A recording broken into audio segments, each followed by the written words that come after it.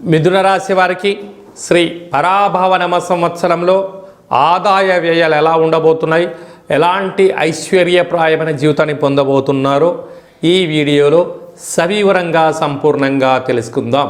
నమో నారాయణాయ స్వర్ణాకర్షణ కాల భైరవాయ నమో నమః. హరి ఓం. మా ఛానల్కి స్వాగతం. చూస్తున్న వీక్షకులకు, ప్రేక్షకులకు, ప్రియ కాల భైరవ భగవద్బంధులకి, ప్రియ సోదర సోదరీమణులకు, జ్యోతిష్య అభిమానులకు, సనాతన ధర్మ సంరక్షకులకు అందరికీ కూడా తెలుగు ఉగాది పండగ శ్రీ పరాభవనామ సంవత్సర పండగ శుభాకాంక్షలు. ఈ సంవత్సరం రాజు దేవగురు బృహస్పతి అవ్వడం వలన అందరికీ మంచి విద్యను, విద్యార్థులకు విద్యను, ఉద్యోగస్తులకు ప్రమోషను, వ్యాపారస్తులకు ధనాదాయము, రాజకీయవేత్తలకు అనేక రకాల పదవులు అలంకరిస్తూ నైపుణ్యంతో కూడుకున్న, ఆరోగ్యంతో కూడుకున్న ఐశ్వర్యాన్ని ప్రసాదించాలని మనం కూడా మనసారా కోరుకుందాం. ద్వాదశ రాశుల్లో గ్రహ గమనాలు వీక్షింపచేద్దాం.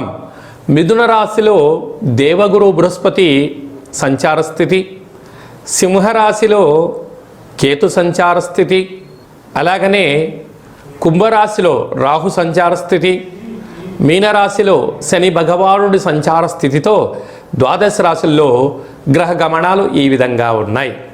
ఈ సంవత్సరము రాజు దేవగురు బృహస్పతి అవ్వడం వలన సకాలంలో పంటలు, విద్య, ఉద్యోగము, ఐశ్వర్యము, అనంతమైన ఈ భూమండలం అంతను కూడా నిత్యము సస్యశ్యామలంగా ఉంటుంది. కనుక అందరికీ ఇది చాలా శుభకరణంగా భావించగలగాలి. మంత్రివర్యులు కుజభగవానుడు అవ్వడం వలన పాలకుల మధ్య స్వల్పమైన విభేదాలు ఉండే అవకాశాలు ఉన్నాయి. సమన్వయంగా ఎవరైతే ముందుకు వెళ్ళగలరో వారందరికీ ఐశ్వర్యం కలుగుతుంది అని చెప్పి గమనించాలి. కనుక ఈ సంవత్సరము పరాభవనామ సంవత్సరము అంటే కొద్దిపాటి అధర్మంగా ఉండబడిన వారికి పరాభవము, అవమానం తప్పదు. ధర్మబద్ధంగా ఉండబడిన వారికి ఐశ్వర్యం కలుగుతుందని చెప్పి కూడా గమనించాలి.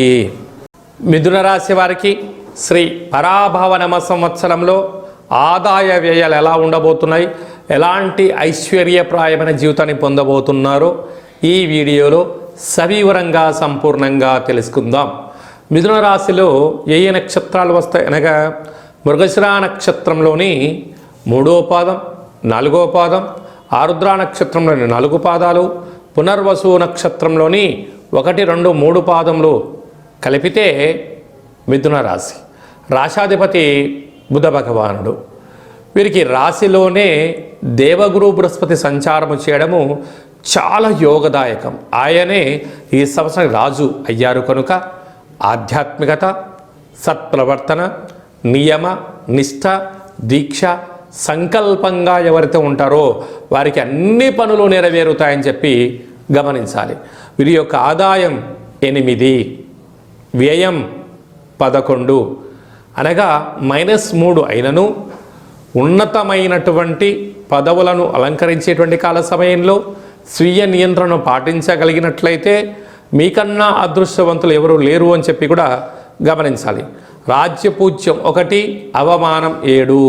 కనుక మీ చుట్టూ శత్రువులు పొంచి ఉన్నారు కనుక అనేక మంది మిమ్మల్ని సద్వినియోగపరచుకోవాలని, మీ పని అయిపోయిన తర్వాత మిమ్మల్ని శత్రుగా చిత్రీకరించడానికి సిద్ధంగా ఉన్నారు. తస్మాత్ జాగ్రత్త. రాశాధిపతి బుధుడు, రాశిలోని గురు సంచార స్థితి యోగదాయకం. తృతీయ వీరికి ధనావాక్కు కుటుంబ స్థానంలో అధిపతి చంద్రుడు సస్యాధిపతి, వీరికి మేఘాధిపతి, అఖండమైనటువంటి సైన్యాధిపతి అవ్వడం వలన సంపూర్ణమైనటువంటి సత్ప్రవర్తన, క్రమశిక్షణ వలన ఉన్నతమైన జీవితాన్ని పొందబోతున్నారు. తృతీయ స్థానంలో కేతు సంచార స్థితి, రాశాధిపతి రవి భగవానుడు ఉండడం వలన వీరికి సంపూర్ణమైనటువంటి రసాధిపతి అవ్వడం వలన తల్లిదండ్రులు, గురువులు, ఆధ్యాత్మిక చింతన, అన్నదమ్ముళ్ళు, అక్కా చెల్లెలతో సత్ప్రవర్తనగా ఉండగలిగినట్లయితే మీకన్నా అదృష్టవంతులు ఎవరు లేరు అని చెప్పి గమనించగలగాలి. అర్ధాష్టమ రాశి కన్యరాశి. రాశాధిపతి కూడా ఇక్కడ బుధ భగవానుడే. ఈ బుధ భగవానుడు ధాన్యాధిపతి ఉండడం వలన సకాలంలో తిండి, సకాలంలో దాన ధర్మాలు చేయగలిగినట్లయితే మీకన్నా అదృష్టవంతుడు ఎవరు లేరు అని చెప్పి కూడా గమనించగలగాలి. అలాగనే వీరికి తులారాశాధిపతి శుక్ర భగవానుడు ఉండడం వల్ల సస్యాధిపతి అవ్వడం వలన సంపూర్ణమైనటువంటి సర్వే జన సుఖినో భవంతు, అందరూ ఉండాలి, సమతుల్యతతో కూడుకున్న పరిస్థితులు ఉండాలి, అందరికీ విద్య, ఉద్యోగ, ఐశ్వర్య, వ్యాపార కార్యక్రమాల్లో విజయం సాధించాలని మీ కోరిక కూడా నెరవేరబోతుంది. 6వ స్థానాధిపతి కుజ భగవానుడు మంత్రివర్యులు అవ్వడం వలన కొద్దిపాటి అంతర్గత శత్రువులు పొంచి ఉన్నారు. అప్పులు ఇవ్వద్దు, అప్పులు కూడా తెచ్చుకోవద్దు. 7వ స్థానాధిపతి దేవగురు బృహస్పతి రాజు అవ్వడం వలన స్వీయ నియంత్రణ, కఠోర దీక్ష, ప్రేమికుల మధ్య నమ్మకం, భార్యాభర్తల మధ్య అన్యోన్యత చాలా అవసరం. నూతన కార్యక్రమాలు ప్రారంభించే కాల సమయంలో విజయాలు మీ సొంతం అవుతాయి. అలాగనే భాగ్యస్థానాధిపతి శని భగవానుడు అక్కడ రాజు సంచారము, అక్కడ రాహు సంచారం చేయడం వలన గురువు యొక్క శుభదృష్టి కలడం వలన వివాహం కాని వారికి వివాహం, ఐశ్వర్యం లేని వారికి ఐశ్వర్యం, గృహం లేని వారికి గృహం, 12 సంవత్సరాలుగా మీరు ఎదురు చూస్తూ ఉండబడినటువంటి సమయం ఈ సంవత్సరం కర్కాటక రాశిలోకి దేవగురు బృహస్పతి సంచారం చేయడం వలన మీకన్నా అదృష్టవంతులు ఎవరు లేరు అని చెప్పి గమనించాలి. రాజ్యస్థానంలో శని భగవానుడు రాశాధిపతి కూడా గురువు అవ్వడం వలన ప్రమోషను, ఐశ్వర్యము, ఆనందము, విపరీతమైనటువంటి ఆధ్యాత్మిక చింతన కలిగిన వారికి యోగదాయకం. వీరు 15వ తారీఖు 6వ నెల 2026 జ్యేష్ఠమాస బహుళ అమావాస్య మృగశిర ఆరుద్ర నక్షత్రం రావడం వలన ఆ రోజు ఎలాంటి ముఖ్యమైన పనులు చేపట్టకపోవడమే ఉత్తమోత్తంగా భావించాలి. 14/7 నిజ జ్యేష్ఠమాస అమావాస్య మంగళవారము పునర్వసు నక్షత్రం రోజున 24/12/2026 మార్గశీర్ష మాస పూర్ణిమ గురువారం ఆరుద్ర నక్షత్రం రోజు రావడం వలన మీ జన్మ నక్షత్రం రోజు పూర్ణిమ తిథి ఎందు రావడం వలన ముఖ్యమైన పనులు వాయిదా వేసుకుని ఉత్తమోత్తమము. ఈ సంవత్సరం అంతను మీరు విజయం సాధించగలిగాలి అన్నట్లయితే పుష్కర స్నానము యోగదాయకం. అరుణాచలేశ్వర స్వామి వారి గిరి ప్రదక్షిణ వలన మీకు అదృష్టం, ఆనందం కలుగుతుంది. అదే కాకుండా అనహత అంటే మూలాధార, స్వధిష్టాన, మణిపూర్వక, విశుద్ధ అనేటువంటి చక్రాలను ఎప్పటికప్పుడు మీరు బ్యాలెన్స్ చేసుకుంటూ ప్రతి బుధవారం, ప్రతి గురువారం మెడిటేషన్ చేస్తూ ఆ చక్రాలను వికసింప చేసుకోగలిగితే మీకన్నా అదృష్టవంతులు ఎవరు లేరు అని చెప్పి గమనించాలి. శ్రీ పరాభవనమ సంవత్సరం అంతను కూడా అన్నింటా మనం విజయం సాధించగలగాలి అన్నట్లయితే రాజు దేవగురు బృహస్పతి అవ్వడం వలన ప్రతి గురువారం పూట శ్రీ మేధా దక్షిణామూర్తి స్వామి యొక్క దర్శనం, రాఘవేంద్ర స్వామి వారి యొక్క పారాయణం, గురుచరిత్ర పారాయణం చేయడం వలన అందరికీ శుభం కలుగుతుంది.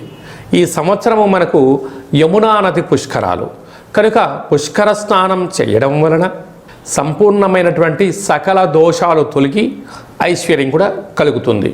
అలాగనే మంత్రివర్యులు కుజభగవానుడు అవ్వడం వలన శ్రీ వళ్ళీ దేవసేన సుబ్రహ్మణ్యేశ్వర స్వామి వారి యొక్క అష్టకాన్ని వినడం, ప్రతి మంగళవారం పూట కుజుడికి సంబంధించిన పూజా కార్యక్రమంలో పాల్గొనడం, షష్ఠీ తిథి యందున దేవాలయంలో పాలు పోసి లేకపోతే పుట్టలో పాలు పోయడం వలన కుజభగవాను యొక్క ఆశీస్సులు కలుగుతాయి.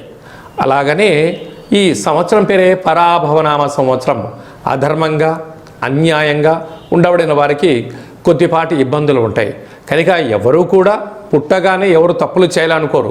కాలక్రమేణా కొన్ని జరుగుతూ ఉంటాయి. కనుక వీటిని అధిగమించగలగాలి అన్నట్లయితే కాలాన్ని శాసింపజేసే శక్తి కాలభైరవుడికి ఉంటుంది. కనుక ఒక్కొక్క నెలలో ఒక్కొక్క రకమైన కాలభైరవుడు ఉంటాడు. కాళభైరవనామ స్మరణ, అష్టకాన్ని వినడం, గృహంలో కూష్మాణ దీపాన్ని పెట్టుకోవడం, కుక్కలకు ఆహారాన్ని ఏర్పాటు చేయడం, పక్షులకు ఆహారాన్ని ఏర్పాటు చేయడం వలన సకల గ్రహ దోషాలు తొలగిపోతాయి. అలాగనే మీ వ్యక్తిగత జాతకం తెలుసుకోవాలనుకుంటున్నారా? మీ యొక్క పేరు, పుట్టినటువంటి తేదీ, నెల, సంవత్సరం, పుట్టినటువంటి సమయం రాసి పంపించినట్లయితే 100 సంవత్సరాల జాతకం రాసి పంపించి పుట్టినప్పుడు గ్రహ గమనాలు ఎలా ఉన్నాయి, శ్రీ పరాభవనామ సంవత్సరంలో ఎలా ఉండబోతుంది, రాబోయే కాలంలో భవిష్యత్ కాలంలో ఎలా ఉండబోతుందో మీకు సవివరంగా సంపూర్ణంగా తెలియచేయడం జరుగుతుంది. చాలామందికి డేటా బర్త్లు లేనటువంటి వారికి మీ పేరు యొక్క మొదటి అక్షరాన్ని అనుసరిస్తూ ఆదాయ వ్యయాలను కూడా వివరిస్తూ రాజపూజ్య అవమానాలను తెలియచేస్తూ సంపూర్ణమైన కాళభైరవ ఉపాసన చేత గవ్వల ద్వారా రమణ శాస్త్రం ద్వారా భూత భవిష్యత్ వర్తమానాన్ని తెలియజేయడం జరుగుతుంది. కనుక ఈ కిందనే మనం సంప్రదించి అపాయింట్మెంట్ తీసుకొని సంప్రదించగలరు. శ్రీ పరాభవనామ సంవత్సరం అంతను కూడా అందరికీ నిండు 100 ఏళ్ల ఆయురారోగ్యాలు, ఐశ్వర్యము, ఆనందము, పాడి పంట, ఐశ్వర్యము, స్వయం కృషి, పట్టుదలతో అందరికీ విజయాలు కలగాలని కోరుకుంటూ మనసారా కాళభైరవ స్వామి యొక్క ఆశీస్సులు.